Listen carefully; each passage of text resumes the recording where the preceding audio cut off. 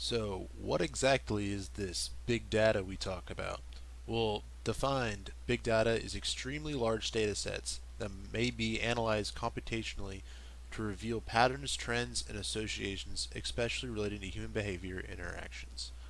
But who uses this big data? Honestly, everyone does. Even countries and governments use it to run more efficiently, from things from traffic patterns and stuff like that, even to military reasons. But more commonly, it's used in businesses.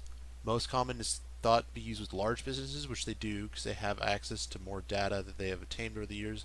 But even small businesses can use it as long as they buy into a data set. But why do they want to use it? Well, at the end of the day, knowledge is power. So with big data, you're able to learn, improve, adapt, and overall just be a better company than you were before and stay competitive. Big data can present big dangers, such as aggressive marketing, discrimination, enhanced biases, and the potential of data being breached. While it is a big issue, a lot of the responsibility lies in the organization and how they use and protect the data and the individual that it is about. At this point in the big data storyline, we see privacy and innovation clashing. Companies believe having this information for use can better create marketing techniques and health benefits, for example. These two will continue to conflict until either the consumer gives in or the company decides to handle these privacy issues properly. There are many questions that people involved in the industry are asking. One main question is the possibility of these huge amounts of data being able to be breached. If we do trust a company or an organization with these facts about us, are they the only ones who will see them? Another question is whether the user will be harmed or not.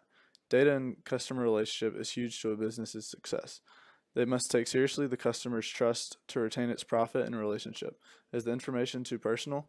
How far is too far and into an individual's personal life?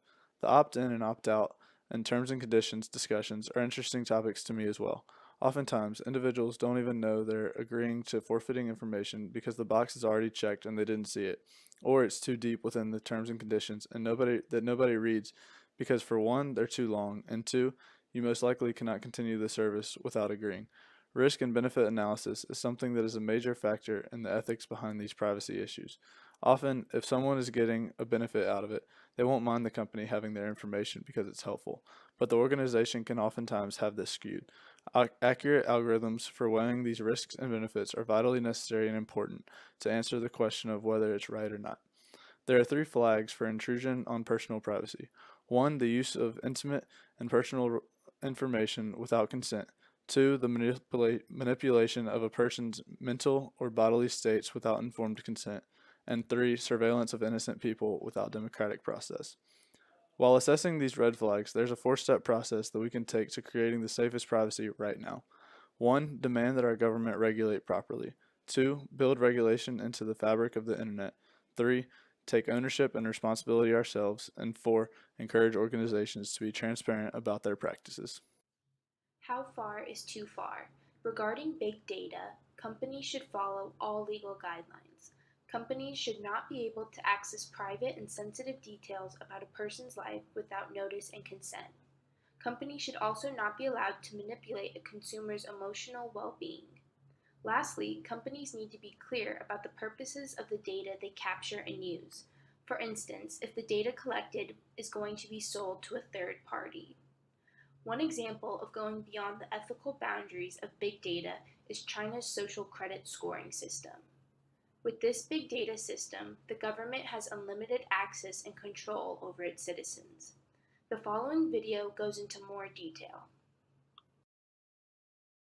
When Leo Hu recently tried to book a flight, he was told he was banned from flying because he's on the list of untrustworthy people. Leo is a journalist who was ordered by a court to apologize for a series of tweets he wrote and was then told his apology was insincere. I can't buy property. My child can't go to private school, he says. You feel you're being controlled by the list all the time.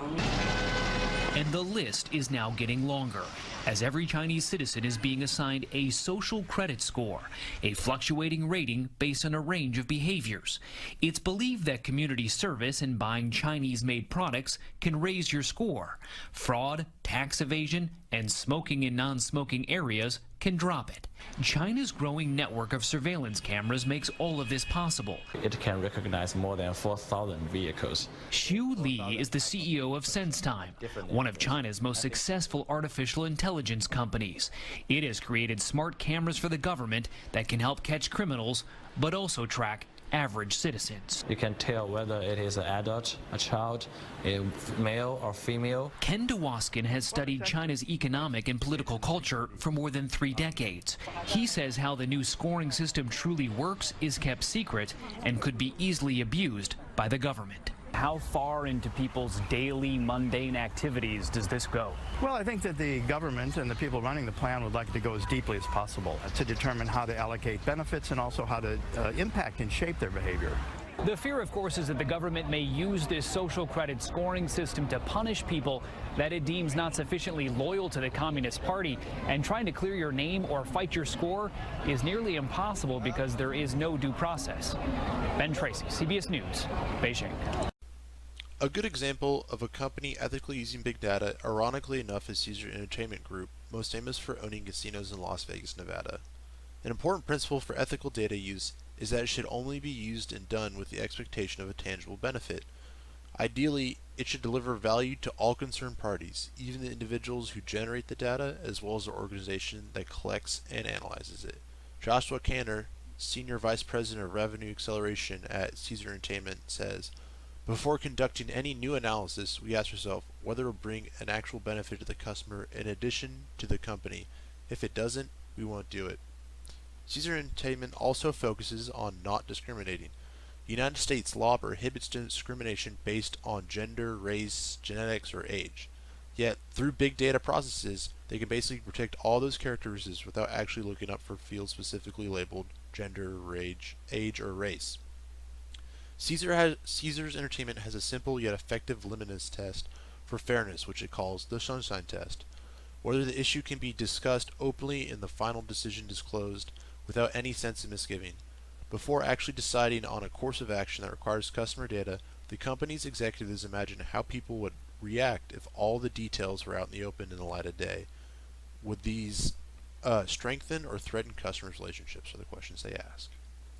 Companies need to use big data to know what products are wanted. They use this to data mine and see what customers are buying and also to see what products they should make. But sometimes our data is collected by companies and they're sold to third parties, which is a clear violation.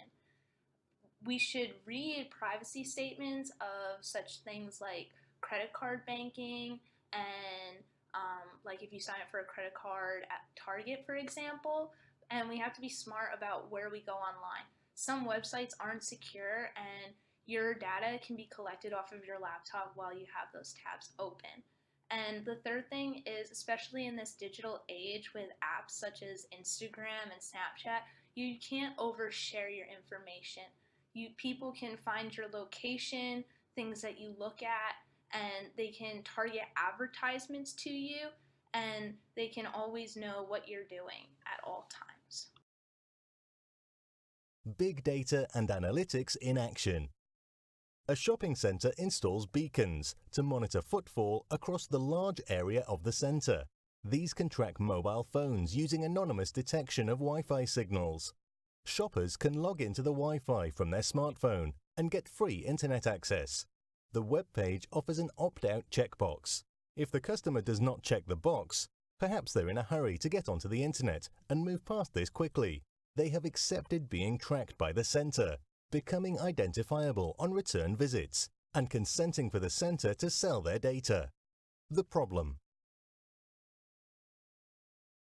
Over time, the centre acquires a considerable volume of data and uses analytics to determine which customers visit which stores. Footfall of returning customers versus first-timers and time spent in different parts of the centre. It starts a paid-for service to retailers in the centre, who use this data to send targeted advertisements to the shopper's mobile. As the volume of advertisements sent rises, a privacy group finds out about this. It highlights the approach in a leading local newspaper and suggests boycotting the centre until the use of data is made more transparent. Big data is all around us whether we know it or not. It could be surfing the internet, say looking at a clothes retailer website, or it could be us surfing through Instagram or Twitter. Big data is here to stay. It is not going anywhere, so that brings us to how big data and ethics sometimes don't always agree with each other. There are aspects of big data that are useful and helpful. An example would be a company uses data to be able to better know what sort of people like a certain type of product, or it can help companies with advertising to the right people. There are all sorts of ways that big data can be a good thing, but there are also many aspects of big data that can be abused.